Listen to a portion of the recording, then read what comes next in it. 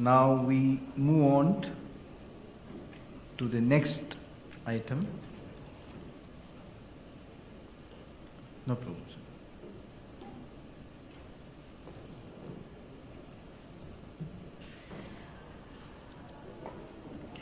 May I now invite Mr. Nikos Kavalis, Managing Director Asia Metals Focus, to launch Gold Focus 2022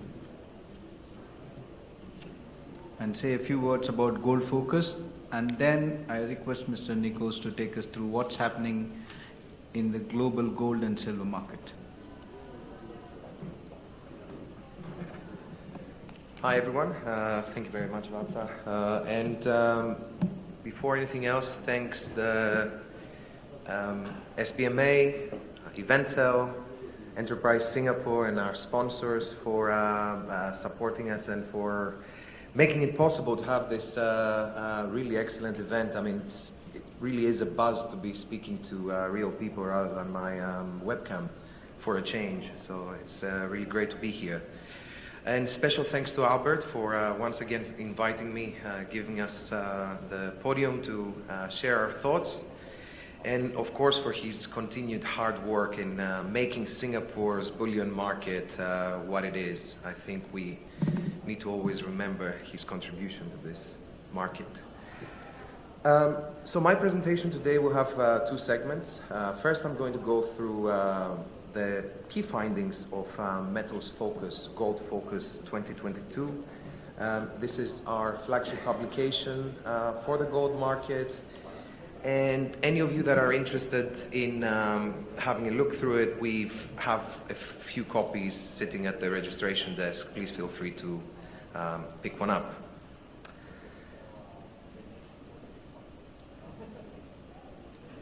So first of all, I would like to take a moment to thank Metals Focus sponsors, the report sponsors. Valcambi has for many years been the front cover sponsor, and once again they have provided us with this beautiful design. But also all of our other sponsors, all of the other sponsors of the report. Many of you are here in this conference attending. We thank you very much, and without your support, none of this work would be possible. So if we start, so the Gold Focus gives an overview of what we saw in the market in the previous year and what we expect for the current year. And if we start with mine production, in 2021 we saw a 3% rebound, and this was almost purely the result of post-COVID rebound. Basically, most of the operations that had been disrupted in 2020 were back to full capacity last year, and this is why we see these gains. Some offset was provided by China, where in Shandong province we saw some safety stoppages following some accidents. And this resulted in China's output declining year on year. However, the country did remain the world's largest producer, as you can see on the right-hand side chart. Oops. Very quickly, I wanted to touch on artisanal and small-scale mining. As you can see from this chart, mine production from the informal sector did account for about 20% of the global total last year.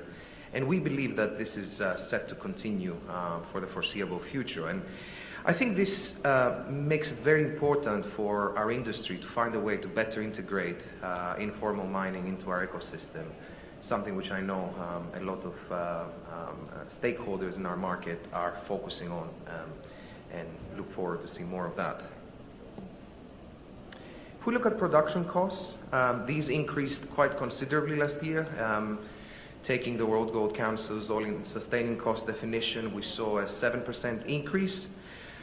And this was the result of higher input costs, whether energy or other inputs, stronger local currencies, falling grades, as well as actually COVID-related expenses. So mining companies were really focused to make sure they don't suffer the sort of disruptions or stoppages that they did in the previous year by improving health protocols. The key point to notice here is that over the last few quarters, we've seen this continued increase in production costs at the same time as gold prices have been gradually declining. And this is putting producer margins under considerable pressure. As we can see in the chart, the overwhelming bulk of gold producers are still in the money, are still profitable, but we cannot take this for granted that this will continue in the long term. Turning to this year, we forecast gains across the board, with the exception of CIS, which I'll touch on later. Different factors at play, continued recovery in some cases, in China in particular, recovery following the Shandong stoppages that I mentioned earlier, but also new projects, improving operations in certain mines, higher grades in some cases. The obvious exception is Russia, where we believe that as a result of sanctions related to the Ukraine war, producers there will struggle to get access to materials, equipment, inputs, and this should eventually impact their production. Moving to the other big element of gold supply, scrap. Last year, we experienced a 12% drop.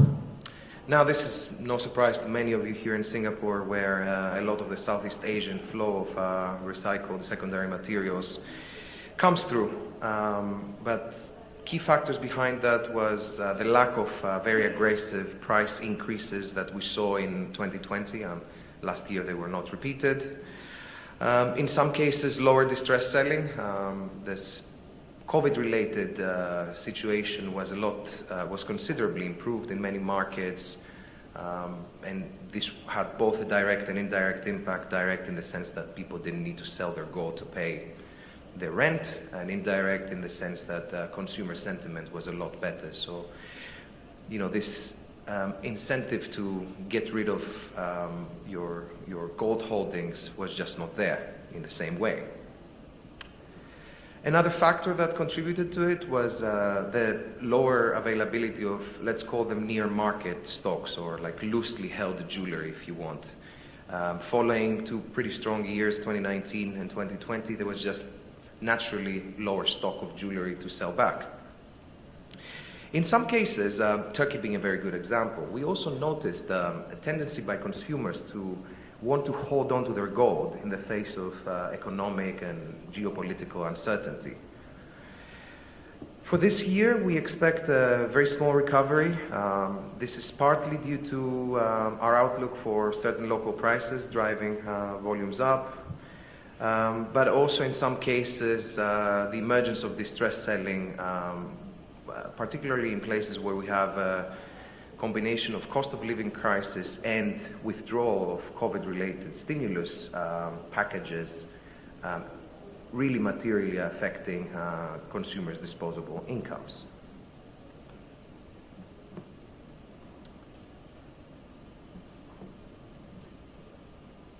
Come on, there we go. Now, strong year-on-year gains in jewelry consumption and fabrication were pretty much a given considering the disastrous state of 2020. But note that in 2021, global demand was actually higher than it had been in 2019. Now, this in itself is an impressive result, but if you consider it together with the fact that from 2019 to 2021, we had a nearly 30% increase in the average gold price, I think it's nothing short of remarkable that we've had such a good result in jewelry last year. Gains were seen across most markets naturally. Beyond the obvious post-COVID recovery, I think there's a few factors that are worth keeping in mind that drove this great result. First of all, restocking. This whole supply chain had to build up stocks that it had, in contrast, depleted in 2020, whether this is retail shops, wholesale, showrooms, etc. We saw the emergence of pretty decent quasi-investment buying in some markets. This is buying of heavier pieces with lower markups, and very much driven by concerns about inflation, as well as concerns about systemic risks and economic slowdown. Expenditure diversion was another factor that was very significant. Even though markets were a lot more open in 2021 than they had been in 2020, it was still very difficult to travel. Consumers had already bought as many televisions and PlayStations as their houses could really fit. So, and couple that with the fact that incomes were unnaturally high, boosted by stimulus packages in the face of COVID. That money had to go somewhere, and part of that somewhere was jewelry. Now, if we turn our attention to this year, we expect a very marginal decline, and this is really almost exclusively due to China. We expect a 15% decline in fabrication in the country. Consumption in the country. And this is because of its COVID headwinds, and to a lesser extent, the wider economic slowdown. At the opposite end of the spectrum, we have India, where growing incomes, improved consumer sentiment are expected to drive an 8% increase to consumption to a 7-year high. Finally, let's look at physical investment, bar and coin demand. Last year was really remarkable. We had a 31% increase and the highest level since 2013, which, as you all know, was a vintage year for the gold market in general. We saw gains across the board. I think special mention is due to Thailand, where we had a shift from very strong disinvestment in 2020 to moderate but decent net buying in 2021. By no means the only country that fueled this growth. We saw healthy gains in China. We had pretty decent gifting demand around festivals, then very strong bargain hunting buying when the price retraced later in the year. India was also up more than 40% year on year. And look, many of these markets were clearly benefited from the fact that the COVID situation was dramatically improved.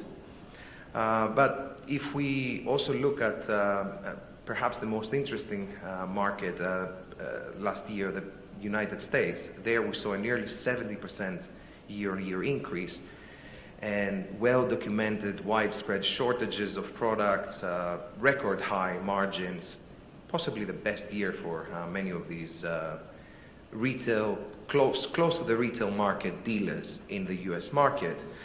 I think their inflation concerns and government distrust were the key factors driving offtake.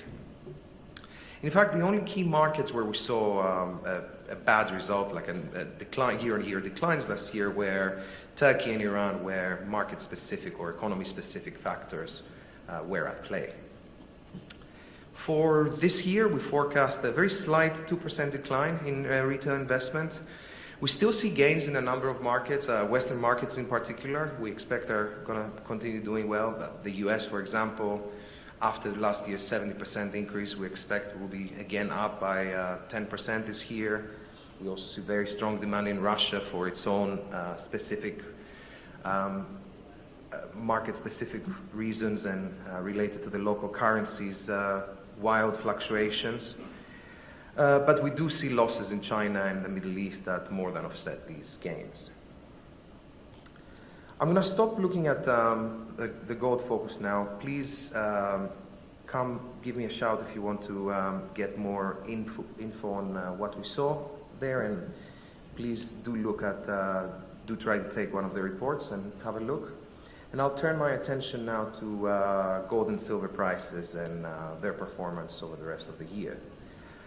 I will start by looking at what the market has been like in the last few months. And I think what we have seen is gold has been very clearly vindicated in its role as the ultimate hedge or a perfect portfolio diversifier this year to date.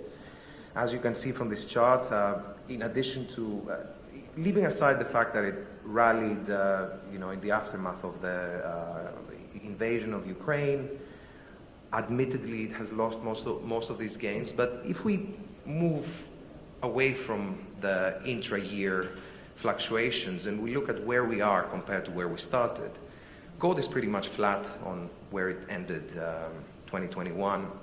But against that, we've had some pretty dramatic declines in equities, junk bonds, but even investment-grade fixed income products.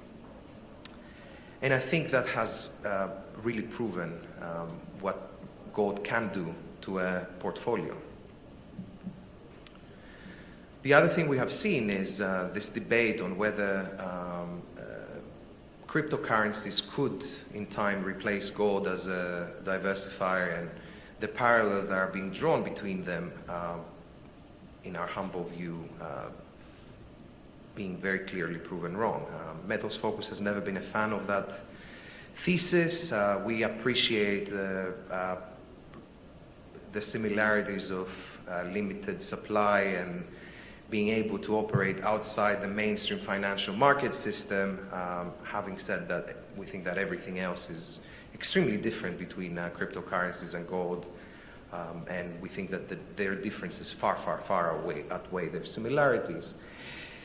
And I think we can also see in the performance year to date that as far as their ability to act as portfolio diversifiers, gold is clearly superior. It has, in addition to having been negatively rather than positively correlated to US equities, Bitcoin has actually underperformed US equities, let alone protect portfolios against their fluctuations. It has actually amplified their losses.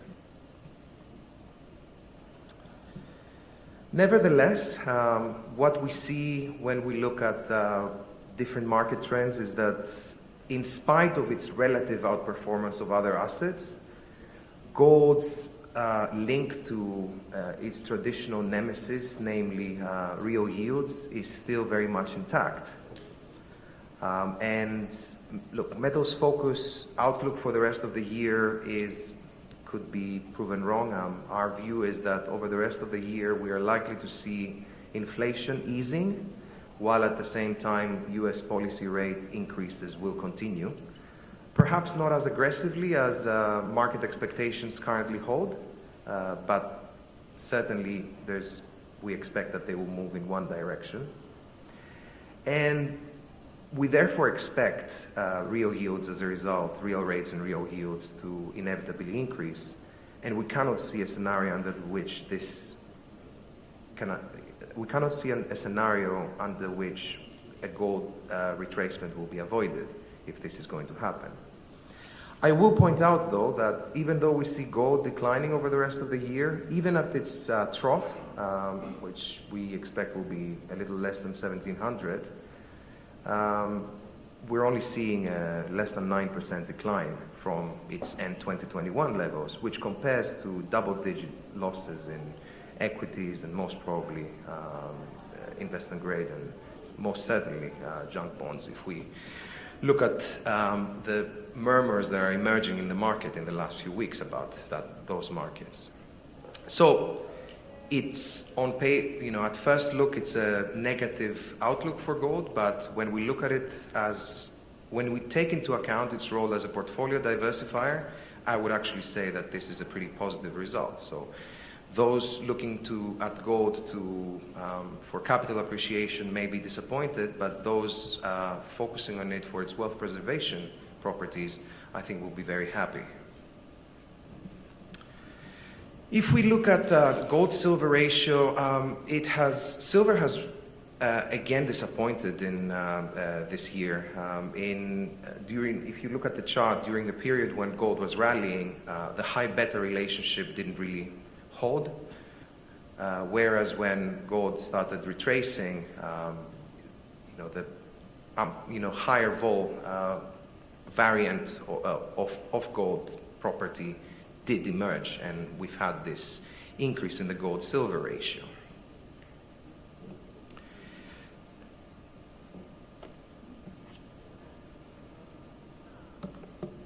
One thing that is worth noticing in the silver market is that we are very clearly shifting from a period of sustained structural surpluses to a decade probably of sizable deficits. And the fundamental analyst in me, the traditional supply-demand analyst in me, wants to look at this chart and think, okay, this means that silver should be rallying and outperforming other precious metals. And in the long run, we think that this is the case. However, with the amount of silver bullion that's sitting in London vaults, it's still, we still need a few years for deficits to eat into that stockpile. As such, over the rest of the year, given we see gold moving down, we cannot help but expect silver will follow suit. So again, we expect modest but significant losses to take place through to year end. And with this, I would like to ask you to have a look at the boring but very important disclaimer. And I will pass it on to my esteemed colleague Rona, who has recorded something for us. Yes, yeah. We will now, that was an excellent Thank you very much. Thank you, Nikos. We will request you to come back after this presentation for this session or discussion. But before that, we will have Ms. Rona O'Connell, Head of Market Analysis for EMEA and Asia, StoneX Group. We would have a video recorded message on global platinum and palladium market trends from Ms. Rona. I wish I could be with you in person, but prior travel commitments meant that I couldn't get to Singapore in time, so I have recorded this presentation for you. First, I must show you our disclaimer, and then we can get down to the content. I'm going to look at the aspirational path to net zero CO2 emissions and the impact on platinum and palladium, but first a few key fundamental points. Metals Focus is recording a platinum market surplus of 29 tonnes for 2021 and of 42 tonnes for this year. This is prior to any exchange-traded product activity. It does, however, include estimates for physical investment, and if this was excluded so that we are looking purely at total supply against fabrication demand, then these surpluses expand to 39 and 50 tonnes respectively, equivalent to 9 and 12 weeks demand cover. The equivalent exercise for palladium gives a bottom line surplus of 4 tonnes last year and a deficit of 15 tonnes this. Private retail investment is negligible, and these balances equate to a surplus of less than 1 week's global fabrication demand and a deficit of between 2 and 3 weeks in 2022. So we're looking at a more or less broadly balanced market. Metals Focus also estimates platinum above ground stock levels at end 2021 at 314 tonnes, rising to almost 330 by the end of this year, and the group notes that this will be the highest level in the series. Palladium stocks, which had been a long-term decline, were boosted last year by the fracturing of the auto sector and the reduction of the South African miners' work-in-progress inventory pipeline. At the start of this year, palladium above ground stocks stood at roughly 15 months global fabrication cover, and the group expects that this will decline to a series low this year. Meanwhile, the suspension from good delivery lists by the LPPM of Russia's state-owned PGM refineries has affected price volatility both in spot from time to time and in the forwards as liquidity has thinned. The word from Norilsk is that there has been little impact on business as the company prioritises customer contracts rather than LPPM OTC activity. What we can probably expect, though, is a bifurcation in the markets as material travels down fresh routes. What Norilsk has said is that the reduction in the number of international flights due to sanctions has had an effect on logistics. As I record this in late May, the professional sentiment is still uncertain. In the managed money sector on NYMEX, there was heavy platinum liquidation plus increased short positions in March and April, but some bargain hunting has been starting to appear. Palladium managed money positions have been under steady liquidation and rising shorts, leaving the market in the largest net short position since the start of this year. Meanwhile, Chinese platinum imports rocketed in March and April, which may be continued interest as a result of the tightening in diesel emission limits, but could also reflect some industrial bargain hunting from the oil and gas and chemical industries. Palladium imports into China, which was so strong in 2020 ahead of tightening emission limits, eased in 2021 and remained steady. The ETPs have been seeing light liquidation.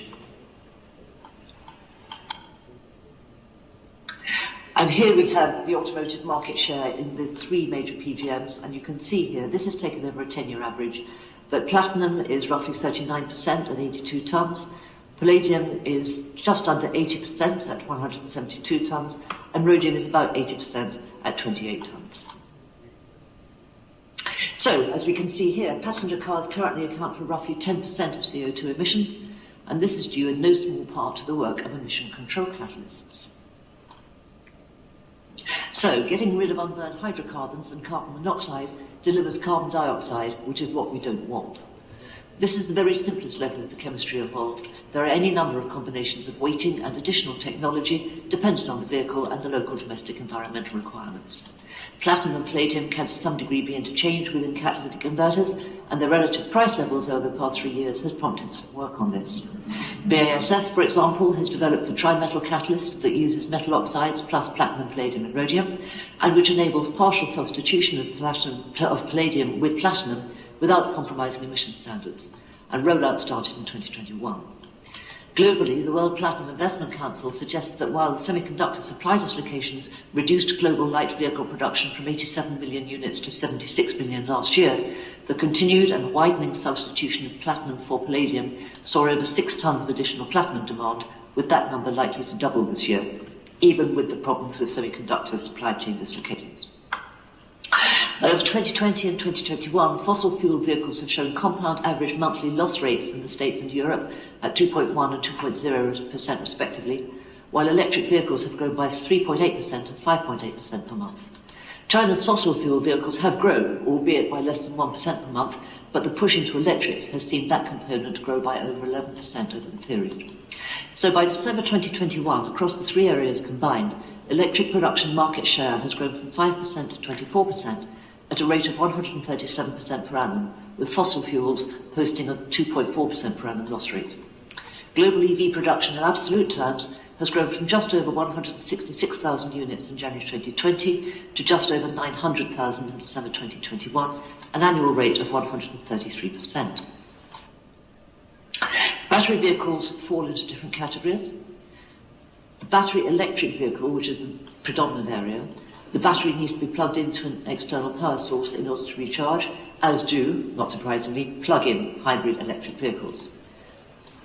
In the hybrid electric vehicle battery, in the hybrid electric vehicle, the battery powers the vehicle up to an intermediate speed, at which point the internal combustion engine takes over, and in the process recharges the batteries. And within the electric sector itself, the most rapid growth, as I say, has been in the batteries at 8.5% per month to reach almost 700,000 vehicles. In December 2021, batteries accounted for 76% of the total electrified fleet, with PHEVs at 24% and fuel cells at less than 1%, but that will change dramatically over time. And this is where platinum has a bright future.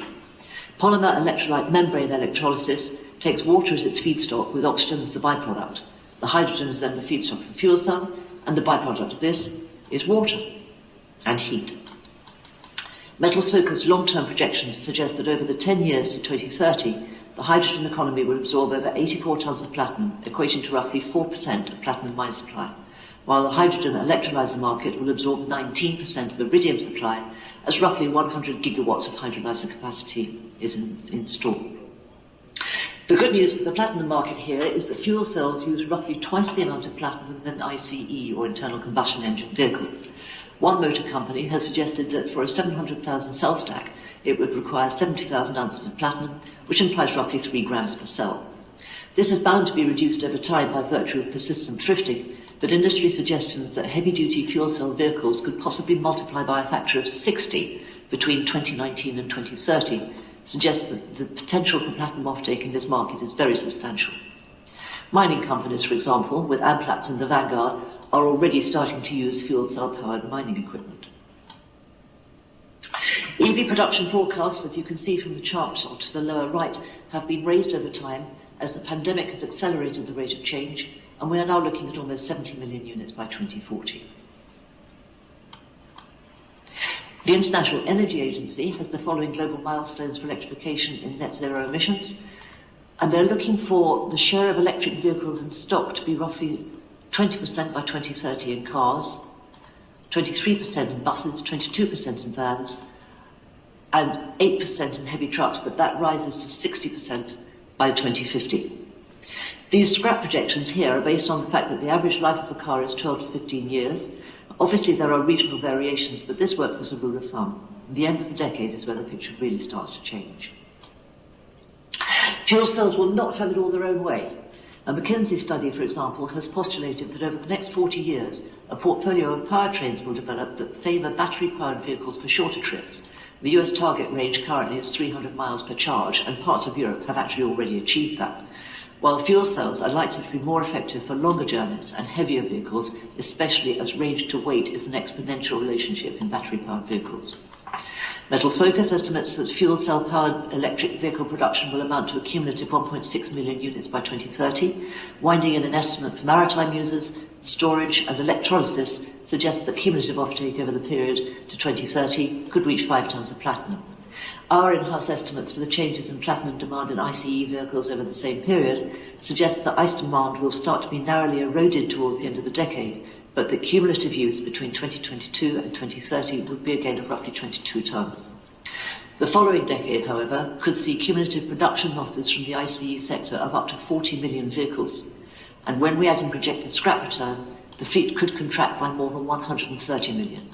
While BNEF estimates suggest that the fuel cell vehicle fleet could be up to 9 million vehicles by 2040, with battery electric vehicles reaching a whopping 588 million by that time. PHEV, however, assuming everything goes to schedule, of course, that tops out in 2035 because it is now being legally enshrined that internal combustion engines must stop coming off the production line by the end of that year. So this, in theory, would take vehicle numbers down to 40 million and declining to 31 million by the end of the decade. To round off, we expect palladium demand in autos to continue to rise through to 2030 with a cumulative increase of 52 tonnes. But if hybrids really do stop coming off the production line in 2035, then palladium demand could take a very hard hit, and from roughly 233 tonnes per annum of demand in vehicles in 2030, it could conceivably be negative in 2040. And on that sobering note, ladies and gentlemen, I thank you for your attention, and I hope you enjoy the rest of your conference. Thank you very much, Ms. Rona, for that excellent presentation on the less understood market of PGM. Ladies and gentlemen, having seen the global trends, let's now engage in a discussion with the regional experts to understand the precious metals market. Inviting once again Mr. Nikos Kavalis, Managing Director Asia Metals Focus, to chair this session. Joining in discussion are Mr. Bruce Ikimozu, Representative Director JBMA Japan, Mr. Trevor Raymond, Director of Research WPIC UK, Mr. Cameron Alexander, Manager Market Development and Industry Research, the Perth Mint, Australia, and Mr. Gregor Gregerson, Founder, Silver Bullion. Ladies and gentlemen, put your hands together for one last time for this discussion on where the markets are going. Please, I request all of you to please come on stage.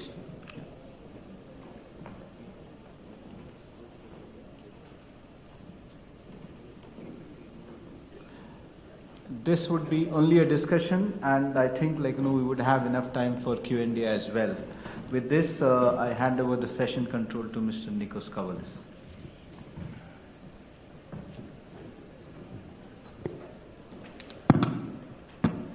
Hi. Well, hi everyone. Good to be back. Thank you guys for accepting the invitation to participate. And we hope that we can entertain you for the next 40 minutes. So, if you guys don't mind, we'll start. I have a couple of questions that I wanted to ask our panelists in turn, and then we can open up to the floor. Can I start with you, Bruce? Okay, so I wanted you to, we've seen the yen do some pretty spectacular stuff in the last few weeks. So I just wanted your take on, first of all, if you could give us some color on what this yen weakness is doing to local demand for gold and platinum in particular, which are hot in Japan, as well as what you think the rest of the year holds. Yeah, thank you, Nikos. Well, as I spoke yesterday a little bit about dollar yen, and this morning I woke up to find it is 132.70, and I think it's currently it is the most moving market in this world. So gold in yen this morning was 7,850 yen per gram, which is quite expensive. We had in April, I think it was 19th, we had 8,172 yen per gram, which is the historical high. Before that, the historical high prices was 2020 August, just above 7,000 yen per gram. So this 8,000 yen is really, really expensive for us. And I had expected that with this sharp rise in the yen price, most of the people, I would say everyone who holds gold in black, all of us made good money, especially the people who are accumulating gold for a long time. They have a very good, decent profit on it. So I thought there will be big disholding of their gold to the market. But surprisingly, it is not so large. Rather, I was surprised at the new buying interest from younger generations who never had gold. But looking at the gold performance and looking at everyone, they are all generation making so much money with gold. They are starting to buy gold now, which is, for me, like I'm in the market like 35 years, and I knew the gold was like below 1,000 yen, like 900 or even 800 yen per gram. Then I personally, I cannot really touch this 8,000 yen per gram gold, but I rather buy platinum. It is much cheaper and much reasonable to buy it. So last 5 years, I buy platinum. I can't really buy gold, but of course I have gold, and the position is quite well. But one good thing I want to emphasize here is that this very weak yen, cheap yen, is really making us difficult in the world, because we can't, the purchasing power, it used to be like we had let's say 90 yen, even 75 yen per US dollar in 1990, I think 1995 or something like that. So yen was very strong. We went out to buy things in Hong Kong, Singapore, or wherever it is. We even bought the Rockefeller Center in New York. Good old days.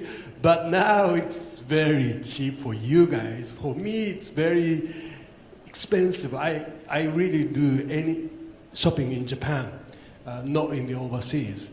But for us, I'm speaking to my investors that to have the yen portfolios, most of the people have only yen. So I've been telling them to diversify their portfolios.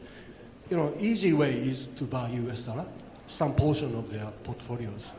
But it turns out the best way is to have gold in yen, because it protects you from the weakness of the Japanese yen, but also from the inflation. So now people are looking at gold that way. It's not a short-term investment, but as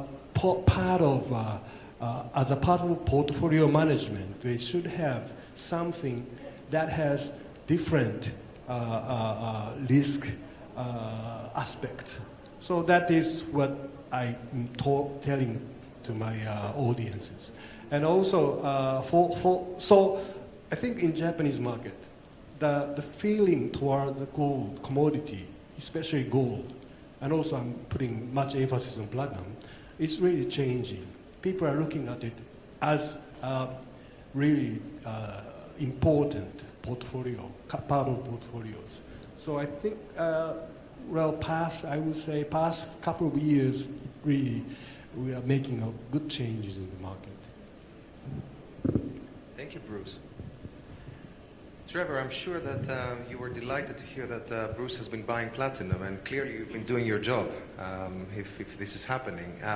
But I'm guessing the average investor that you are engaging is perhaps not as knowledgeable as Bruce when it comes to PGM. So could you tell us, if you look at the typical investor that you or your partners engage with and have conversations with, what are the things that make them tick when it comes to platinum investment? What is it? What's on their mind? Thanks, Nikos. I think just while we're talking Japan, just to build on the Japanese market, I think the typical trigger point for investors in Japan is about a 4,000 yen per gram platinum price. And what we did see earlier this year is both dollar strength in the platinum price and then the yen weakening. And some of those investors did sell metal back. But interestingly, in Japan, as Bruce has pointed out, they're suffering not only the weaker yen, but certainly inflation from energy prices, as everybody is. And there's a lot of Japanese people that have been investing in borrowed coin for the last 70 years that do know that platinum provides a long-term protection of wealth. So we certainly see, Bruce is obviously not alone, people that actually want to buy platinum as a long-term store of value. And that really is part of the retail offering, is that people that want to buy and hold or borrow a coin certainly will hold it for a long time. Back to your question, I think we've got access to both types of investors in the retail market as well as in the institutional market. And obviously institutional look to futures and to ETFs, whereas retail is more borrowed coin. We also have a lot of partners that we worked with around the world, particularly in Switzerland and in North America. And we get a lot of good feedback from those partners. And I think the surprising thing was that during the 2020 COVID pandemic, we sold nearly 500,000 ounces of borrowed coin. So the retail investor, particularly in North America, was concerned about the price of equities, about global risk, and they bought more coins. Fascinatingly, we saw that trend continue this year. So the retail investor in the US is typically doing slightly differently to what happened in Japan, is buying more metal in preference to equities and other investment assets. So what we do through our partners is we're able to get the information about platinum to educate more people in the retail market. And that certainly has been a huge benefit in the North American market. And then turning to the institutional investors, and you're quite right, as has been pointed out, the size of the gold ETF is $240 billion, and the size of the platinum ETF is $4 billion. So it's really a much, much smaller market. But the difference about that market is that small changes make a big difference. And what we've seen, as Rona O'Connell did point out, is that in 2021 there was a huge boost to platinum supply from some stock in South Africa that had built up in the previous year. That was announced around about February time, around about the same time as the invasion of Ukraine by Russia. So what you had is a recognition that supply is actually quite limited, that if anything, platinum supply is going to be very tight. And then the second thing that happened is last year we published our largest surplus for platinum that we have since we've been in existence of 1.2 million ounces. And that was almost completely consumed by China. And again, we're sitting with a 600,000 ounce forecast surplus, but with a platinum lease rate of 10%. So the people that we talk to and the investors, and certainly there's been a very strong increase in interest by investors this year, is to understand, why is this market looking like it's very tight? It looks like there's a shortage of metal, including the traders, yet there's a surplus. And I think that fragile surplus is that very small changes in automotive loadings, very small changes in substitution of platinum for palladium, which is accelerating, and certainly Russia's made that accelerate a bit more, that those small changes can turn that surplus into quite a large deficit. And with supply being pretty constrained, those deficits look like they might be sustained. So there's been probably the highest interest from investors that we've seen for a long time. It looks like this year there might be a reason to say that this range-bound price and this, I always joke that there's a lot of people in their 30s, particularly traders, but have never seen the platinum price go up, don't believe it will, and don't believe it deserves to. And I think there's just more information that's making it more compelling for those people to actually sit up and take note and do what Bruce is doing and buy more platinum. I think that might answer your question, Nikos. It does, and clearly they're also having an impact because, as we all know, platinum has breached the $1,000 mark in the last few days. If I can trouble Cam.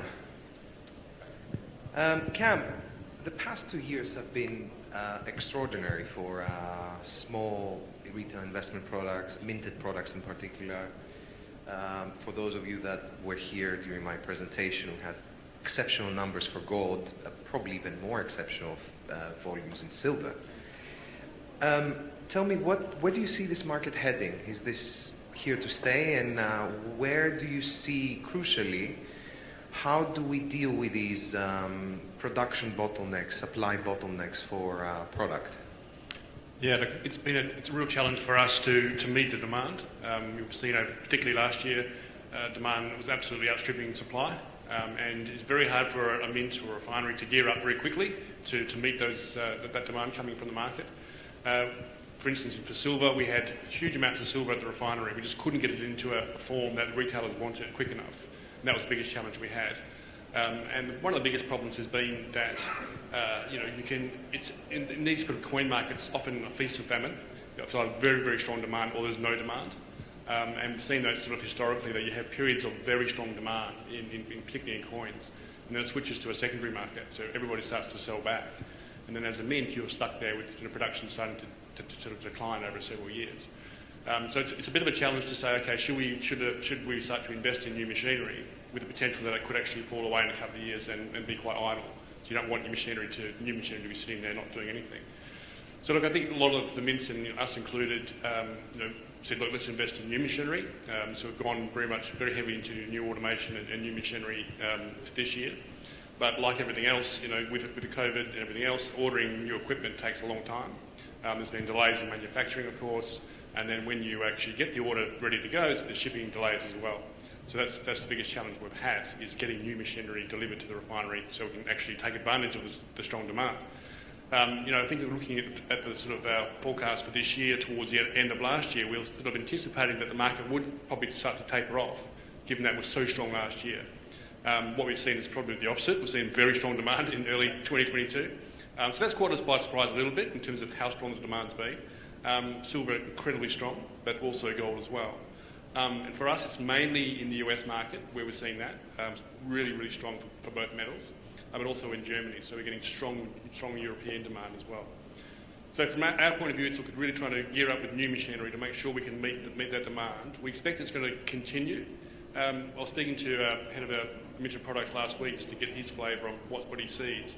And he was suggesting the market, there's signs that the market is a little bit sort of toppy a little bit at the moment. He's saying could tempt maybe able to soften out of the US potentially, and in Germany as well. There's been a couple of our bigger buyers who have indicated that they might just hold off a little bit and before they place their next big order. So we're just watching that quite closely as to what that looks like over the next couple of months. But it's still very strong, and I think the first quarter that we've seen this year has been exceptionally strong compared to where we were last year. I mean, last year was extraordinary. I mean, we don't see those years very often, and this year we're hoping that it can continue as long as it possibly can. Thanks. Thank you very much. Gregor, same topic, different perspective. As a dealer, vault, further downstream, basically, entity and service provider and product provider, how do you see this market? How do you navigate the challenges of, perpetual shortage in product availability, coupled with the obvious, once in a lifetime, potentially, arguably, opportunity of margins that, you or anyone really that we know in the market has never really seen? Well, I think when Cameron was talking, I just realized, hey, here's an arbitrage opportunity, which I realized I did myself because, this started in 2020 when COVID came. Silver started crashing, but the premiums for coins ended up going way high. I had a lot of American Eagles. I had a lot of Maple Leafs personally that I bought 10 years ago.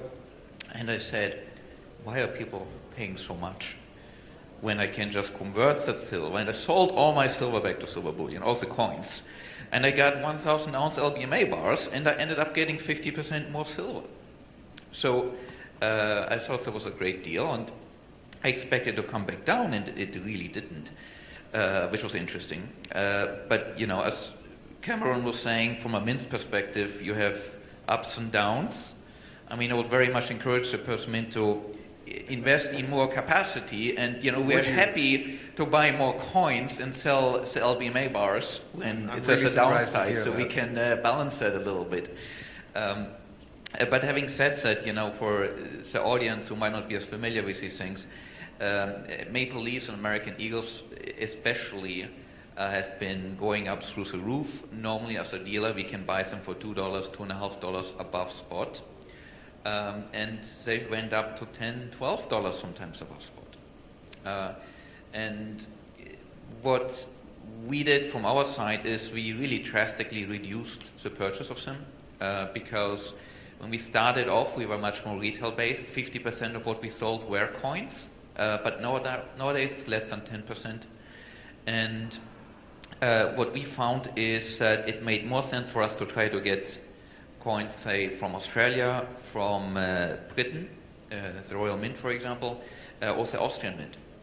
And what you have to understand is in Europe, there's a tax on silver. So really, the Austrian Mint is having a hard time selling coins in Europe. We are very happy to take those Royal Mint coins as well. So we have sort of been minimizing imports from the United States because that's where really the demand is so crazy hot. And sort of shifting to these other coins. But the vast majority of what we sell nowadays, you know, is the 1,000 ounce silver bars. And fortunately, you know, a lot of retail customers will write us and say, oh, we cannot get any silver anymore. And we tell them, well, you can get the 1,000 ounce bars. How about, you know, going with those? And so we saw some substitution going in that direction. How it moves on, well, I hope for more capacity coming from the mints. And I think these last few years have shown that it's worth investing in those. Thank you very much. I would like to now turn to the floor. Do we have any questions for our panelists? Or any comments, for that matter? Deafening silence. Okay, well, I'll go back to my questions then. Trevor, do you mind if I start with you this time? Look, I know this is not the main focus of the World Platinum Investment Council, and I'm sorry to ask you for a metal which is not platinum to an extent, but so look, given your wealth of knowledge in the topic and your experience, I wanted your take on hydrogen, and I wanted your take in what you see driving adoption in the next few years, whether you want to talk about segments or applications, what you think this does for platinum, and the million ounce question, well actually a few 100 ounce question probably, what could iridium derail that journey? Nikos, thanks, certainly. So I think from a platinum perspective, the hydrogen economy is absolutely critical. So platinum has a very strategic role in the hydrogen economy because platinum is used both to produce green hydrogen and also it is used in fuel cell electric vehicles, passenger vehicles in the sort of 8 to 12 year horizon, as we heard earlier, probably increasing demand by 3 million ounces on an 8 million ounce market. So quite a significant increase.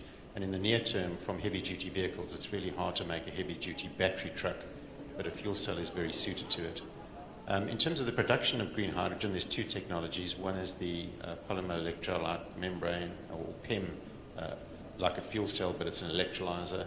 And you can take wind and solar electricity and produce hydrogen, and certainly that put into a fuel cell vehicle does two things. One, by doing that, you don't just get a zero emissions vehicle, you also remove completely the reliance on fossil fuels. And I think, if anything, developments in the world, current macroeconomic, but certainly during COVID, people realized that addressing climate change is essential, and that the hydrogen component of getting to net zero was critical. So we've got a situation where the concerns about Europe's reliance on Russian natural gas has seen them increase from 40 gigawatts to 150 gigawatts, the production of green hydrogen. And they can put up to 20% of green hydrogen into their natural gas pipelines without changing their infrastructure in order to reduce their reliance on Russian gas. And what that does, it makes green hydrogen just much more available, and certainly available for heavy-duty vehicles. The point that you bring back has always been a negative. So in order to catalyze water and produce green hydrogen, you need platinum and iridium. And the iridium market is very small, and there were always concerns that that would limit the platinum-based electrolyzers to a much smaller portion than the alternative, which is an alkaline-based. Heraeus actually had a breakthrough where they reduced the loadings of iridium by 90%. And it looks like there's still a reasonable possibility that 50% will be PEM, 50% will be alkaline. So I don't think it's a limitation. And in addition, it doesn't really matter how much platinum is used in producing green hydrogen. It's more important to get that cost of green hydrogen down below $2 versus the 6 where energy levels have spiked to at the moment. So from that point of view, iridium isn't a limitation, and certainly the availability of hydrogen is something that's attracting more investors. Part of our job is to grow the number of people around the world. And I certainly hope a number of people here that only invest in gold after this conference will be thinking about platinum. And the fact that platinum is used in the hydrogen economy is bringing more investors to consider it. The ounces from the hydrogen economy aren't that exciting. Maybe 250,000 ounces in 8 years from electrolyzers, and yes, there's 3 million ounces, maybe a few 100,000 from heavy duty. But when investors come and have a look at the platinum market because of the hydrogen economy, what they see is constrained supply and huge potential demand growth from substitution and vehicle loadings. And I think that's what's driving more investment demand. And with a tight market, increases in investment demand suddenly become very material to price discovery. Sorry for the long answer, but hopefully iridium isn't the roadblock that it's been heralded as. Thank you very much for your input. This hydrogen is an area that especially a forum like the SBMA doesn't hear as much about, so it's great to have your insights. Bruce, most of us that used to consider being in Japan a few times a year as a given have not had any good sushi for a very, very, very long time. It is getting easier now. I really recommend you should come. Now it should be a bit. Anyway, no, joking aside, most of us have not really managed to visit Japan since early 2020. Can you tell us how the market has evolved, and also what you guys are doing, what the Japan Bullion Market Association is doing, and where things are headed? Yes. We have established this JBMA, Japan Bullion Market Association. It just sounds like SBMA or LBMA, but we are rather looking at investors. And we're working with exchanges like Japan Exchange, and also we're working with WPIC as well to promote investment in precious metals in Japanese market. And we established this 3 years ago now, 2019. But right after that, we have this COVID problem, and our activity is really remained in the cyberspace. We have made about more than 100 YouTube programs about precious metals, and we're still doing it. But lately, probably these past months, we have started the seminars, real seminars in everywhere in Japan, like Tokyo, Osaka, Yokohama, Hakata, Hiroshima. So we are going back to normal, finally. And as I said at the last statement, that the investors' interest is becoming very well, because one thing is that gold went sharply higher, 8,000 yen. And TVs are showing the gold is higher today as well, every day, like last month till this month. So everyone's watching it in gold. And even the national broadcasting, I mean NHK, Nihon Hoso Kyokai, National Broadcasting Corporation, they are making a gold program and also Palladium platinum programs in a kind of very, what we call wide show or entertainment program, which lots of people see it. And I was one of those programs as a specialist to explaining about platinum and palladium.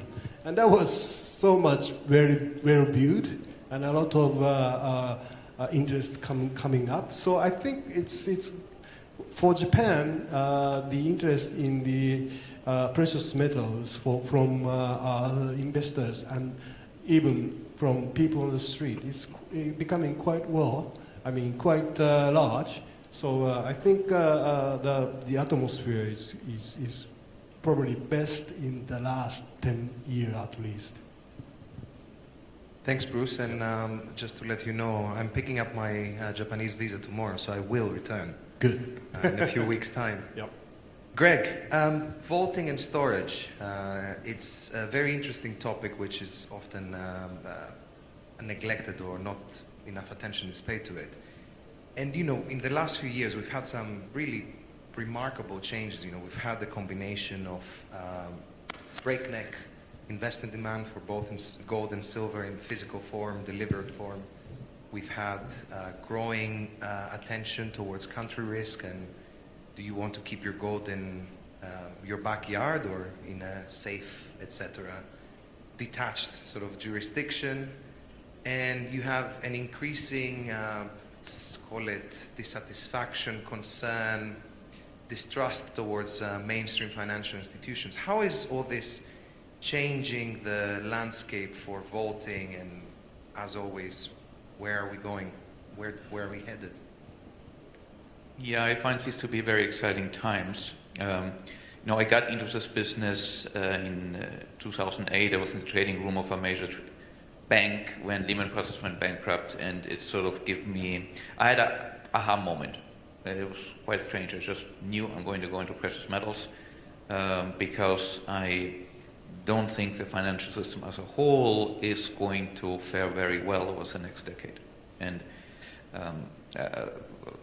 I was a senior data architect working for banks. I worked on structured product desk with quants. So I'm deeply embedded in the financial sort of know-how and risk assessments and so on. And so I wanted to create something completely different.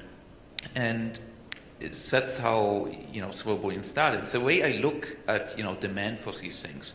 If we take the universe of potential investors, the average person out there, how many of these people are actually interested in gold and silver, investment grade, and why?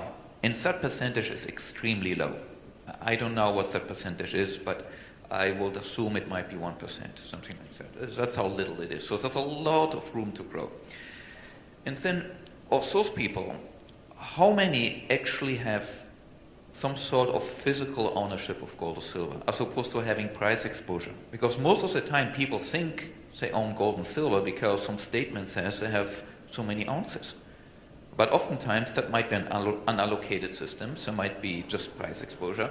There might be no way of getting bullion, which means there's nothing to store because there's no bullion behind it. So we are now looking at a subsegment of a subsegment, and within such subsegment, there's a group of people which are interested in what I call systemic wealth protection. So these are hardcore, sophisticated people which are saying, sort of like me, if we are going to go to a point where people lose trust in the United States dollar, and it is not a matter of if, it is a matter of when, because historically every fiat currency eventually is going to lose that trust as it's being abused.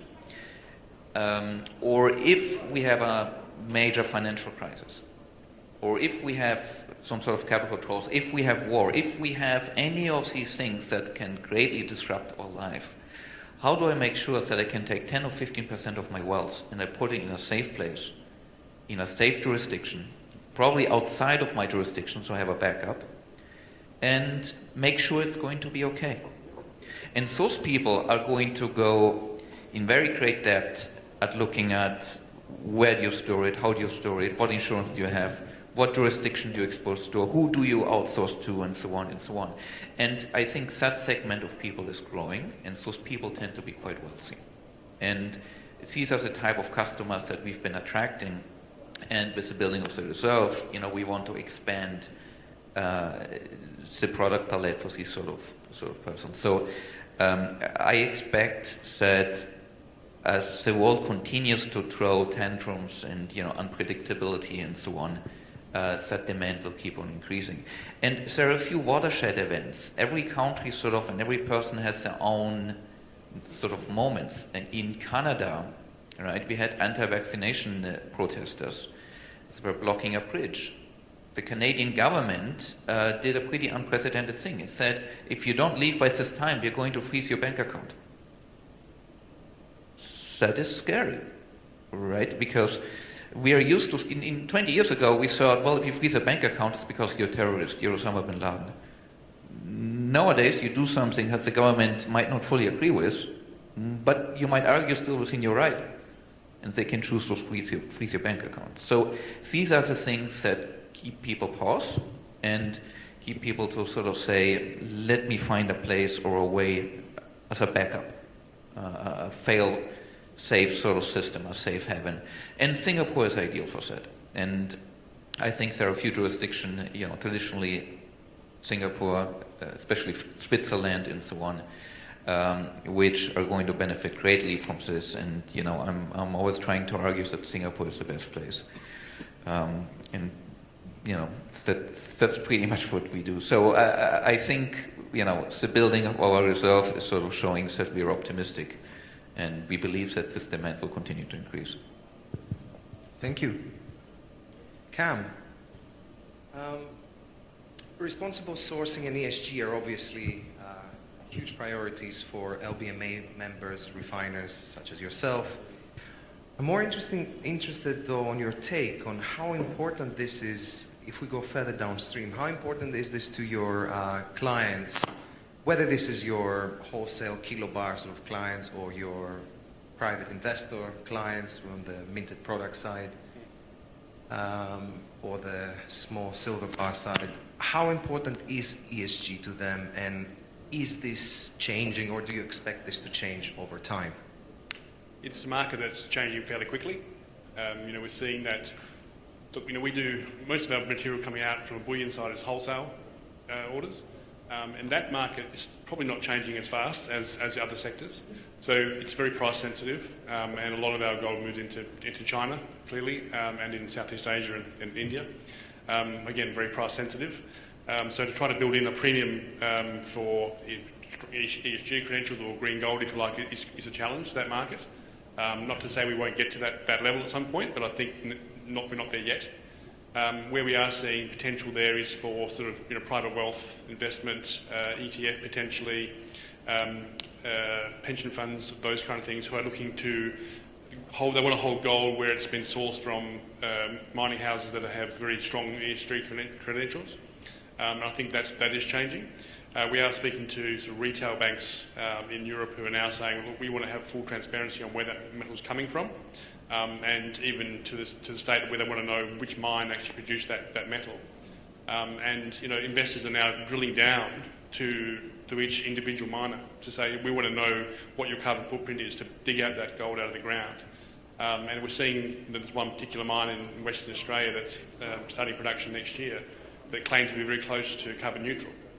And so that's the race, I think, for a lot of these miners to invest heavily in renewables to get to that stage where they can claim to be close to carbon neutral, which hopefully will attract investors who are looking to that angle. But from our point of view, look, I think it's still early days. I mean, we are certainly trying to push into that market. The premiums are still not fantastic. I mean, for the extra, it makes a fair bit of effort to segregate gold and put it through a refinery as a separate refining lot. So you have to get a reasonable premium to make it worthwhile. So at this stage, it's sort of early steps, but we are very sort of confident that's where the market is heading. At this stage, I would say it's very much focused in sort of Europe and probably sort of China, Hong Kong potentially for investors looking for that greener, cleaner gold, if you like. But then, if you look at, say, the US market and Germany, so for the coins and minted products, not so much at this point. I think mum and dad investors, that they want to get the cheapest price they can. As long as it's ethically sourced and sourced responsibly, then they're fairly confident with that. But the longer we go on, I think, and people are becoming more educated and more aware of how metal is mined and where it's mined, they do want to know more details about that. So I think that's where we've moved. There's been a lot of discussion over the last couple of days about traceability back to mine sites and blockchain technology. And I think we will have the ability to actually go back to find out exactly where that gold's come from and follow it right through the supply chain. I think it won't be long before that will be an expectation of all stuff that's mined. They'll want to know where it's come from. Great, thank you. We're about 2 or 3 minutes away from 1 p.m. when we're supposed to finish. So very quickly, I know each of you look at different markets. If you could give us your forecast to year end on, in your case, Trevor, platinum, Bruce, I suppose everything.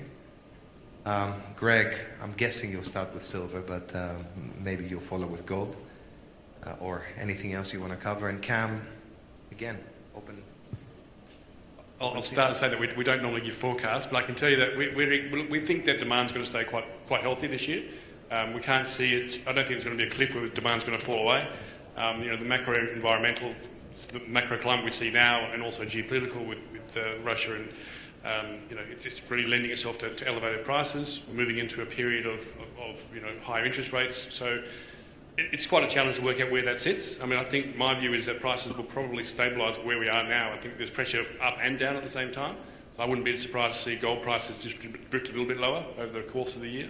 And similarly for silver as well. I think there's potential for that. But there could well be periods where we could see quite a lot of volatility in the price. From our point of view, demand, I mean, China's been fairly quiet in the last month or so with the COVID lockdowns they've had up there. The market is now opening, so we could hopefully start to see those flows move into China again. So I think there's a lot of stock sitting within Asia and potentially the US that will come back into Southeast Asia over the next few months. But yeah, we're fairly positive that the rest of the year should be fairly strong from Southeast Asian point of view. If gold prices drift lower, then I think we might see the Indian market start to build again as we head towards sort of festival and wedding season later in the year. So we're optimistic that that side of the market is going to continue to be strong. The coining market, look, I think we've seen exceptionally strong first quarter. If it can continue for 3 or 4 months at this level, we'll be absolutely thrilled. I wouldn't be surprised to see it tail off a little bit towards the later stages of the year. Thank you. Greg, do you want to go next? Jim Rogers always says he's the worst, predictor of prices because he's a billionaire. But the short answer, I have no real clue, because silver and gold, there are so many factors that can move it, and sometimes you would think a factor is bullish, and yet it turns out, the other way. But having said that, my feeling is that we might be having increasing interest rate, but real rates are going to become, lower and lower because inflation goes up. And I do believe we're heading towards stagflation, and traditionally gold and silver are very good assets to own in stagflation. I believe the market is going to increasingly be drawn towards precious metals, as it's sort of starting to question the role of money and in realizing that it is a depreciating asset, fiat currencies. So I would expect, let's say, silver to go back to 26 or so, gold, why shouldn't it be going back to 2000? So I do expect prices to go up, but it could really go way higher than that, or it could plunge for a little while. What I do know is long-term, both metals will be going up. And I would like to remind everybody that since 1971, gold went up close to 8% per year. So what's not to like? It goes down a little bit now, it'll go up a lot more later. So buy now while we can get it. Okay, short, make it short. Gold is caught between inflation fears and FRB's the policy. So I think it is 1800 to 1900 ranges for some time, quite some time. But toward the year end, I think inflation will win over FRB's too late policy. So I think probably 1950 will be the year end. And silver, I totally agree with him, Greg. And platinum, this is a little bit wishful thinking, but hopefully with the flash demand in hydrogen, world, I think platinum, especially, it is too cheap if you compare it with gold. I think 1,000 to 2,000, and year end, hopefully 1,700 around is my wishful thinking. Thank you, Bruce. Try to top that, Trevor. Thanks. I mean, I think just have to say we don't normally publish price forecasts or give them, but certainly happy to give the underlying as to why. And I think talking to a largely gold audience, if you look at the last 40 years, platinum has traded at a premium to gold. And that just kind of makes sense because it feels, and it is just as precious, but it does a lot of good things in industry. So I certainly think there's no real reason why platinum should be cheaper than gold. And then turning to platinum specifically, I think the biggest driver of platinum demand is substitution for palladium in gasoline autocatalysts. And to have palladium $1,300 an ounce more expensive than platinum, there really is no justification for that. And I think this is a year where that information is likely to flow. And again, the concerns over Russian palladium supply means that the palladium price is likely to stay strong. So my view is that there's a far greater likelihood that the platinum price will move towards palladium than the other way around. So I think somewhere near Bruce's direction is certainly where we believe it'll go. Thanks. Wonderful. Well, thank you all for taking the time. This has been very interesting, very insightful. And please, if I could ask everyone to give a round of applause for our panelists. Thank you, guys. Thank you very much. Thank you. May I request all of you to come forward for a group photograph, please. That was a wonderful session on price outlook. We heard clearly the drivers of demand as well as the drivers of supply and what each of the experts think about where the price could be. Thank you so much, Mr. Nikos Kavalis, Managing Director, Asia Metals Focus, Mr. Bruce Ikimozu, Representative Director, JBMA, Japan, Mr. Trevor Raymond, Director of Research, WPIC UK, Mr. Cameron Alexander, Manager, Market Development and Industry Research, the Perth Mint, and Mr. Gregor Gergesen, Founder, Bullion. Thank you so much. That was interesting and a wonderful session. Thank you so much.